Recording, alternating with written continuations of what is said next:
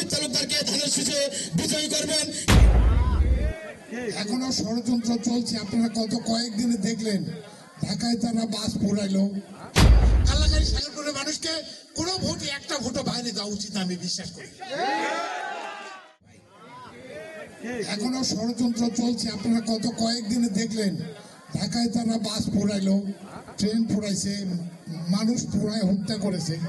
তার মানে একটা ষড়যন্ত্রের মধ্যে দিয়ে চেষ্টা করতেছে তারা দেশকে একটা অস্থিতিশীল পরিস্থিতি তৈরি করার জন্য। তাই আপনাদেরকে অনুরোধ করব, আমরা অনেক বড় দল, বিএনপি অনেক বড় দল, সমস্যা থাকতেই পারে। আমরা এই মুহূর্তে আমাদের মধ্যে ভেদাভেদ ভুলে গিয়ে আমরা ঐক্যবদ্ধ হওয়ার চেষ্টা করি। জাতিকে ঐক্যবদ্ধ হইতে হবে, এটার কোনো বিকল্প নাই। তাই আগামী দিনে আমরা যুক্তরাষ্ট্র ক্ষমতায় আসতে পারি। আমার ছায়ায় আমার দ্বারা এলাকার কোনো মানুষের কোনো ক্ষতি হবে না। কে কোন দল করবে সেই দল তারা করবে, কিন্তু আমরা সামাজিকভাবে ঐক্যবদ্ধ হব। যে দেশের বৃহত্তর স্বার্থে এদেশের মানুষ দীর্ঘদিন তাদের ভোটাধিকার প্রয়োগ করতে পারেনি। আগামী ফেব্রুয়ারিতে এদেশের মানুষ ভোট দেওয়ার জন্য উন্মুখ হয়ে আছে। এখান থেকে আপনি এই দেশের মানুষকে ভোট বিমুখ করতে পারবেন না, এদেশের মানুষ এটা মানবে না।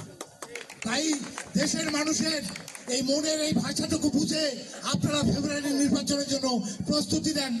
মানুষ যাকে ভোট দিবে সে এলাকার নেতৃত্ব দিবে। ইতিমধ্যে ওই রাস্তা নিয়ে কিন্তু আমি উপরে পাঠাইছি, একটা পরিকল্পনা করে পাঠাইছি। কারণ আমি জানি যে কিছু সমস্যা আছে। এনভায়রনমেন্ট নষ্ট হওয়ার কারণে আমাদের সাগরপুর কাল্লাগাড়ির আমাদের ছাত্রী অর্থাৎ মেয়েরা কৈকুর স্কুল যাইতে কিছু সমস্যার কিছু ইফটিজিং এর শিকার হচ্ছে, যার কারণে অনেকেই আপনার ওই স্কুল ছেড়ে আপনার কি সাথীগাম স্কুলে গেছে। আমি জানি এটা ঠিক না, ঠিক। তো খুব বেশি দিন নাই, আপনারা দেখেছেন আমি ইউনিয়ন চেয়ারম্যান থাকাকালীন সাথীগা ইউনিয়নের তারই বন্ধ করতে পারছিলাম আপনাদের সহযোগিতা নিয়ে, ঠিক না? আমি আপনাদেরকে কথা দিচ্ছি, ইফটিজিং কিংবা এই যে রাস্তা সান্ডাসান্ডি এগুলো কোনোদিন আমার এলাকার হবে না। আর অনেকে উনি বললেন যে এটা সাগরপুর প্রতিবেশী গ্রাম। আমরা সাগরপুর কাল্লাগাড়িকে প্রতিবেশী গ্রাম মনে করি না, এটা আমার গ্রাম, এখানে কোনো প্রতিবেশী না। সাগরপুর